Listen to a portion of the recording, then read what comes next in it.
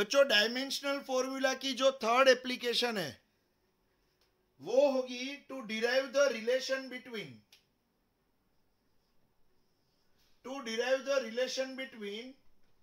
One quantity with others.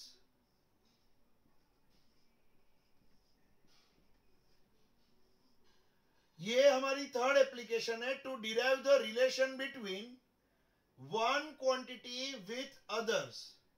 कोई एक quantity का रिलेशन आपको डिराइव करना है दूसरी क्वांटिटीज के साथ।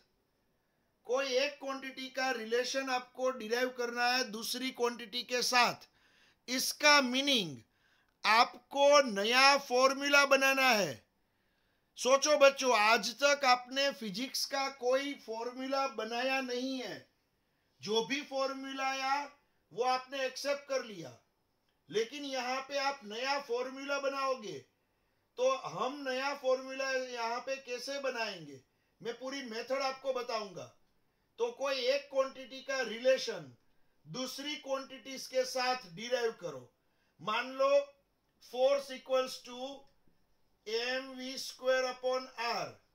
ये फॉर्मूला सही फॉर्मूला है, राइट है ये। तो फोर्स का रिलेशन मास के साथ फोर्स का रिलेशन, वेलोसिटी के साथ फोर्स का रिलेशन, रेडियस के साथ, या तो यहां पे डिस्टेंस आप बोलो, तो ये फोर्स का रिलेशन तीन डिफरेंट क्वांटिटीज के साथ ये होता है। तो हमें ये डिराइव करना है।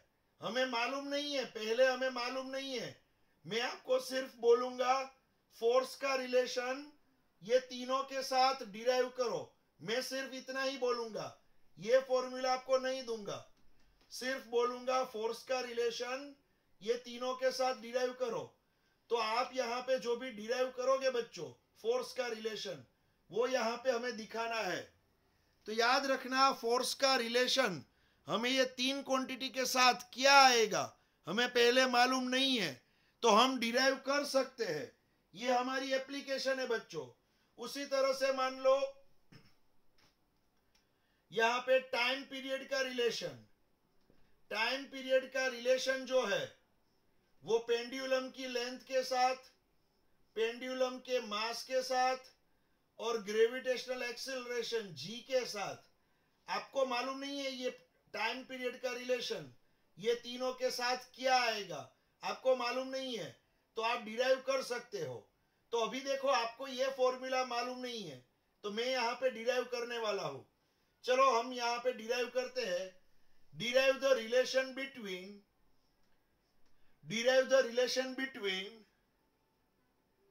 Time period with derive the relation between time period with length of the pendulum, gravitational acceleration and mass of the pendulum। आपको यहां पे रिलेशन डिराइव करना है t का l के साथ, g के साथ, m के साथ रिलेशन डिराइव करना है। यहां पे टाइम पीरियड क्या होता है बच्चों, टाइम पीरियड का मीनिंग, मान लो कोई पेंडुलम है, तो ये पेंडुलम जब एक पूरा ऑसिलेशन करेगा, आप यहां पे देख सकते हो कि एक जो पेंडुलम होता है, मान लो जब वो पूरा ऑसिलेशन करता है, यहां ए से लेके वो जाएगा बी तक, ए से वो बी तक जाएगा और रिटर्न आएगा बी से ए तक। तो ए से वो बी तक जाएगा और बी से वो रिटर्न आके ए तक पहुंचेगा। तो जो टाइम लगता है बच्चों उसको हम बोलेंगे टाइम पीरियड टी। एक ऑसिलेशन यहां पे कंप्लीट करने के लिए, एक ऑसिलेशन कंप्लीट करने के लिए जो टाइम लगेगा उसको हम बोलेंगे time period of the pendulum. फिर लेंथ जो है एल, लेंथ क्या है, ये डोरी यहां पे जहां बंधी हुई है वहां से लेके ये पेंडुलम के सेंटर तक ये जो लेंथ होगी उसको हम बोलेंगे एल। फिर जी क्या है, जी ग्रेविटेशनल एक्सेलरेशन। जी आपको मालूम है, जी की वैल्यू जनरली 9.8 मीटर पर सेकंड स्क्वायर हम लेते हैं। ये जी क्या है, ग्रेविटेशनल एक्सेलरेशन। मास क्या है, मास तो ये पेंडुलम का यहाँ पे ऑसिलेटर जो होता है इसका जो मास होगा वो है ये m मीन्स मास। तो हमें रिलेशन डिराइव करना है टाइम पीरियड t का किसके साथ, लेंथ के साथ, g के साथ और मास के साथ। अभी आपको फॉर्मूला मालूम नहीं है, आप किसी को भी फॉर्मूला मालूम नहीं है, सभी आप न्यू हो, किसी को भी कभी भी आपने फॉर्मूला देखा ही नहीं है। तो यहाँ पे मैं डिराइव करूंगा। चलो कैसे डिराइव करेंगे, देखो यहाँ पे स्टेप्स देख लो। सबसे पहले तो सभी के एमएलटी लिखने हैं, टाइम पीरियड का एमएलटी, सभी के एमएलटी लिखने हैं। टाइम पीरियड का MLT m0 l0 t1। Time period का मीनिंग टाइम। तो टाइम में क्या होगा, मास नहीं होगा, लेंथ नहीं होगी, लेकिन टाइम जो t है वो 1 टाइम होगा। तो टाइम पीरियड का एमएलटी m0 l0 t1। इसमें मास नहीं होता है, देखो टाइम पीरियड मीन्स टाइम, मास नहीं होता है तो मास की 0 पावर, लेंथ भी नहीं है l0, लेकिन टाइम पीरियड के अंदर टाइम तो होता ही है तो टाइम 1 टाइम। फिर लेंथ की बात करेंगे, लेंथ की बात करेंगे, लेंथ में मास नहीं होती है, मास 0, लेकिन लेंथ में लेंथ तो होती है ना एक बार, तो लेंथ 1 टाइम और टाइम नहीं होता है तो टाइम 0। तो लेंथ के अंदर लेंथ 1 टाइम, टाइम पीरियड के अंदर t 1 टाइम। फिर g क्या होता है, g एक्सिलरेशन है। तो आपको मालूम है g का यूनिट क्या होता है, मीटर पर सेकंड स्क्वायर। g का यूनिट क्या होता है बच्चों, मीटर पर सेकंड स्क्वायर। एक्सिलरेशन का यूनिट है मीटर पर सेकंड स्क्वायर। तो इसके अंदर कहीं भी मास नहीं है, किलोग्राम नहीं है, मास नहीं है, इसलिए m0। इसके अंदर कहीं भी मास नहीं है m0। हाँ length, metre means length, length एक बार है, मीटर लेंथ एक बार है। फिर टाइम सेकंड स्क्वायर, यहाँ पे सेकंड स्क्वायर है तो टाइम नीचे दिया हुआ है, नीचे टाइम का स्क्वायर है तो ऊपर लिखूंगा तो वो -2 लिखना पड़ेगा। तो m0 l1 t -2 ये है एक्सिलरेशन का एमएलटी। फिर मास क्या होता है, किलोग्राम। तो मास जो है, मास एक बार है, लेंथ नहीं होगी, मास के अंदर लेंथ नहीं होगी, मास के अंदर टाइम पीरियड भी नहीं होगा। तो बच्चों यहाँ पे जो आपने देखा वो मैंने सभी के एमएलटीज लिख दिए, सभी के एमएलटीज लिख दिए, आप देख सकते हो। अब हम क्या करेंगे, सभी के एमएलटीज लिख दिए, टी का, एल का, जी का, एम का। ये लिखने के बाद टी का रिलेशन आपको चाहिए लेंथ के साथ। तो टी प्रोपोर्शनल टू लेंथ की ए पावर, क्योंकि लेंथ की फॉर्मूला के अंदर कुछ भी हो सकता है, length square, length cube, length की 1 पावर, हमें मालूम नहीं है। जो फॉर्मूला बनेगा उसमें लेंथ की क्या पावर होगी हमें मालूम नहीं है, इसलिए टी का relation T proportional to length की ए पावर। फिर टी प्रोपोर्शनल टू जी कितने आएंगे, G square, G cube, G raise to 1 हमें मालूम नहीं है तो जी की बी पावर। फिर टी प्रोपोर्शनल टू मास कितने आएंगे हमें मालूम नहीं है, मास की 1 power, 2 power, 4 power, half power, तो मास की सी पावर हमें मालूम नहीं है बच्चों। इसलिए मैंने क्या किया, यहाँ पे T proportional to first quantity raised to A, T proportional to second quantity raised to B, T proportional to third quantity raised to C। इस तरह से फोर्थ क्वांटिटी भी हो सकती है, अगर एग्जाम में दी है तो फोर्थ क्वांटिटी भी आप ले सकते हो, जो भी एग्जाम में दी है क्वेश्चन के अंदर। तो टी का रिलेशन तीनों के साथ कुछ ना कुछ होगा, मान लो टी का रिलेशन कुछ ना कुछ होगा, मान लो। अगर नहीं होगा तो लास्ट में वो चीज ऑटोमेटिक निकल जाएगी। याद रखना बच्चों, अगर किसी का रिलेशन, टी का रिलेशन किसी के साथ नहीं है तो वो चीज ऑटोमेटिक रिमूव हो जाएगी और जो है वो ही बचेगी। आपको परफेक्ट फॉर्मूला मिलेगा, याद रखना परफेक्ट फॉर्मूला मिलेगा। तो टी का रिलेशन एक साथ में लिखता हूं, लेंथ की ए पावर, जी की बी पावर, मास की सी पावर। टी का रिलेशन तीनों के साथ होगा, टी का कुछ ना कुछ रिलेशन होगा तीनों के साथ, और जिसके साथ रिलेशन नहीं होगा वो बच्चों ऑटोमेटिक रिमूव हो जाएगा। अब प्रोपोर्शनल की साइन जब निकलती है तो के कांस्टेंट आता है। आपको मालूम है प्रोपोर्शनल की साइन निकलेगी, के कांस्टेंट आएगा, लेंथ की ए पावर, जी की बी पावर, मास की सी पावर। ये जो है ना बच्चों, ये है टाइम पीरियड की बात। देख लो आप, यहां पे आप देख सकते हो, ये है टाइम पीरियड की बात। अब क्या होगा बच्चों, ये है हमारा इक्वेशन 1,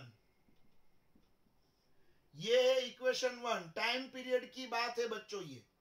अब हम क्या करेंगे, ये जो इक्वेशन आपको दिख रहा है वो ही इक्वेशन में हम जहां जहां पे टी दिख रहा है वहां टी का एमएलटी लिखेंगे, जहां एल दिख रहा है वहां एल का एमएलटी, जहां पे जी दिख रहा है वहां जी का एमएलटी, वहां जहां मास दिख रहा है वहां मास का एमएलटी लिखेंगे। तो कोई मुझे पूछेगा कि सर प्रोपोर्शनल की साइन निकली, कांस्टेंट के लगाया आपने, ये कांस्टेंट के लगाया, तो के क्या है कांस्टेंट, उसकी जगह पे एमएलटी क्या होता है m0 l0 t0। तो हम उसका एमएलटी नहीं लिखेंगे चलेगा, क्योंकि ये कांस्टेंट है, इसका एमएलटी होता है m0 l0 t0, तो हम नहीं लिखेंगे तो चलेगा। तो अब हम क्या करेंगे बच्चों, अब यहाँ पे टी की जगह पे मैं लिखूंगा टी का एमएलटी। तो टी का एमएलटी क्या है, टी का एमएलटी है यहाँ पे m0 l0 t1, ये है टी का एमएलटी, इक्वल्स टू के का एमएलटी क्या है, के तो कांस्टेंट है उसका एमएलटी नहीं लिखेंगे। एल का एमएलटी क्या है, एल का यहाँ पे दिख रहा है m0 l1 t0, ये है एल का एमएलटी, उसकी ए पावर, एल का एमएलटी लिखा उसकी ए पावर। फिर जी का एमएलटी क्या है, जी का एमएलटी है m0 l1 t-2, ये है जी का एमएलटी, उसकी पावर क्या है बी, जी की पावर बी है, जी का एमएलटी लिख दिया। अब उसके बाद उसकी जो पावर होगी वो क्या होगी बी।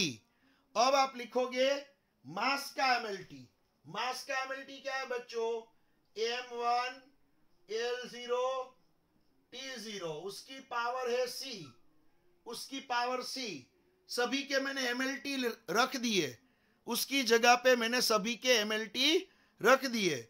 बच्चों अब क्या करना है, अब यहां पे जो भी आपको दिख रहा है उसका सिंप्लीफिकेशन आपको करना है। अब आपको क्या करना है, सिंप्लीफिकेशन कैसे करोगे, सिंप्लीफिकेशन कैसे करोगे, तो देखो यहां पे मास 0 है, लेंथ 0 है, टाइम 1 है। फिर यहां देखो, यहां मास की 0 पावर इंटू बाहर की पावर ए, 0 इंटू ए 0, प्लस यहां 0 इंटू बी 0, प्लस 1 इंटू सी, तो सी क्या होगा बच्चों, देखो 0 इंटू ए 0, प्लस मास की 0 power into B 0, plus mass की 1 power into C plus C, ये हो गई मास की पावर। फिर लेंथ की पावर, लेंथ की 1 power into A plus length की 1 power into B plus length की 0 पावर इंटू सी, तो 0। तो यहां पे लेंथ की पावर हो गई।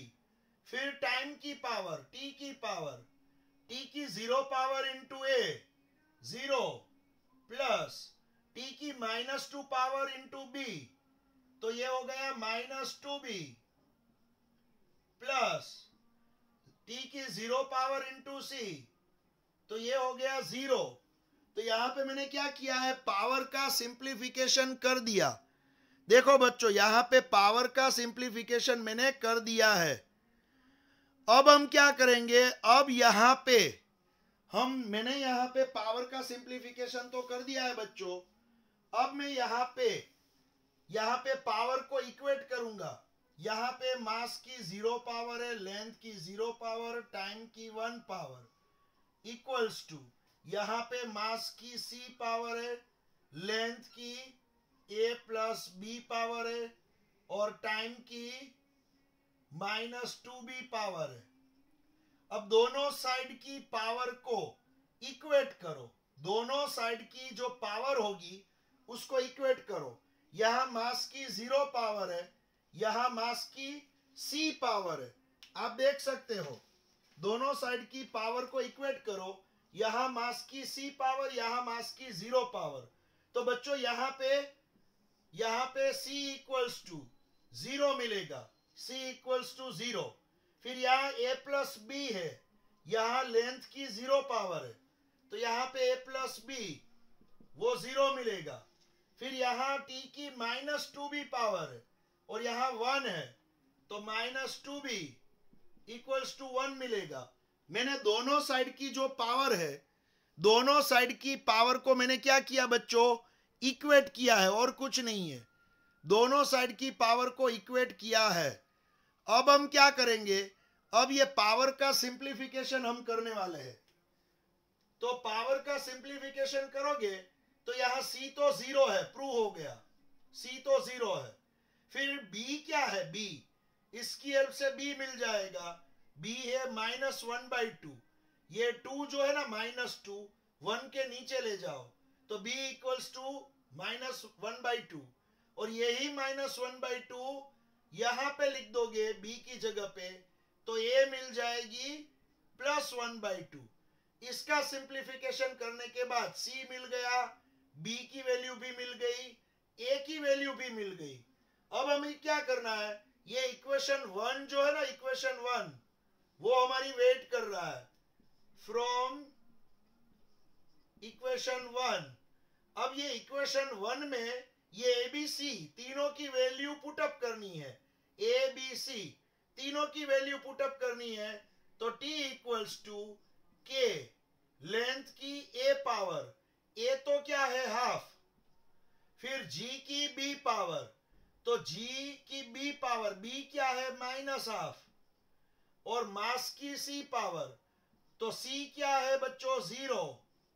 तो बच्चों यहां पे ये जो फॉर्मूला मिलेगा, यहां पे जो फॉर्मूला मिलेगा आप देखो, k फिर l⁻², g⁻⁻, m⁻0, जिसकी 0 पावर हो गई वो तो ऑटोमेटिक निकल गया, इसके अंदर से वो निकल गया। m की 0 पावर मीन्स 1, किसी की भी 0 पावर मीन्स 1, तो ये तो ऑटोमेटिक निकल गया।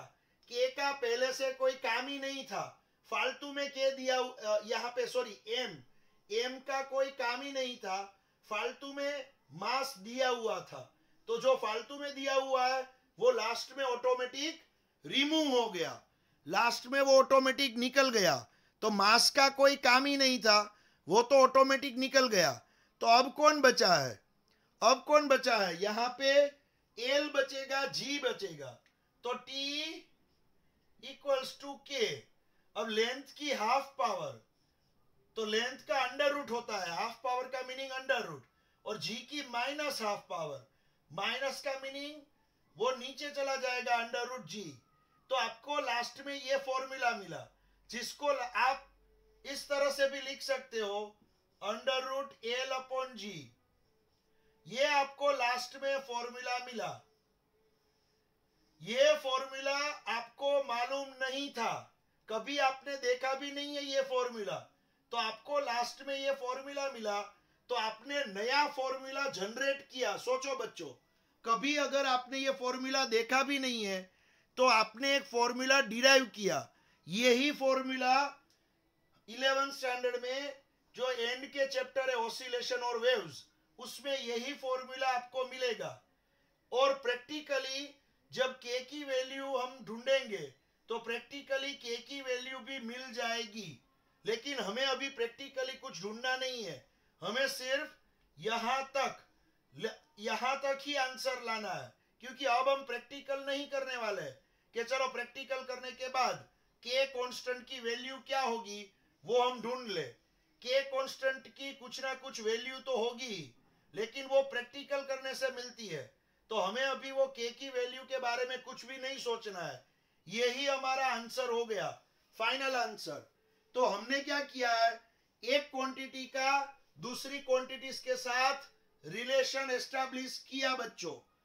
तो ये हुआ हमारा मोस्ट आईएमपी थर्ड एप्लीकेशन। ये हमारी थर्ड एप्लीकेशन है, याद रखना बच्चों। इसका स्क्रीनशॉट आप ले लो जल्दी, इसका स्क्रीनशॉट आप ले लो बच्चों, क्योंकि ये है हमारी थर्ड एप्लीकेशन।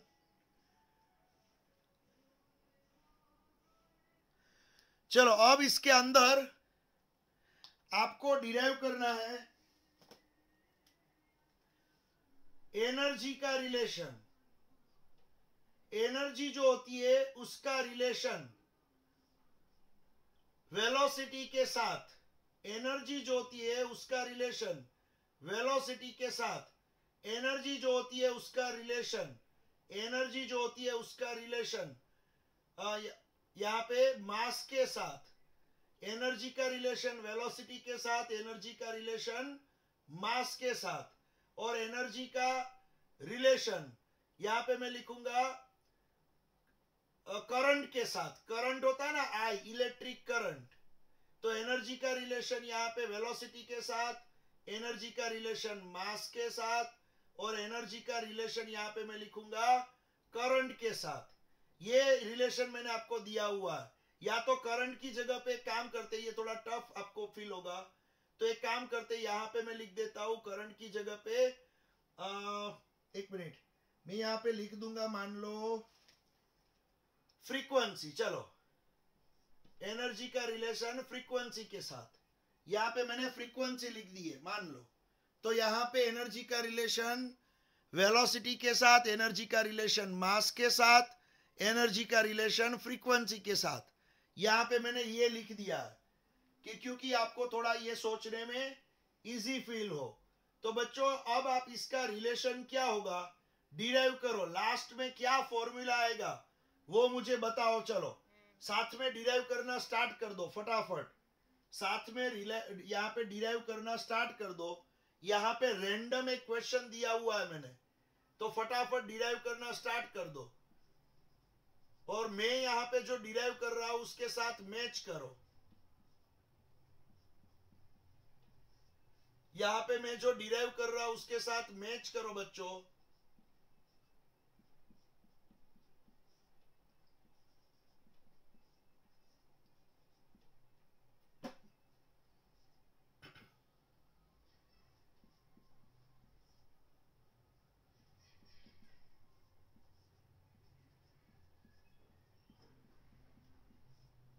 यहाँ पे मैच करते जाओ और आगे बढ़ते जाओ।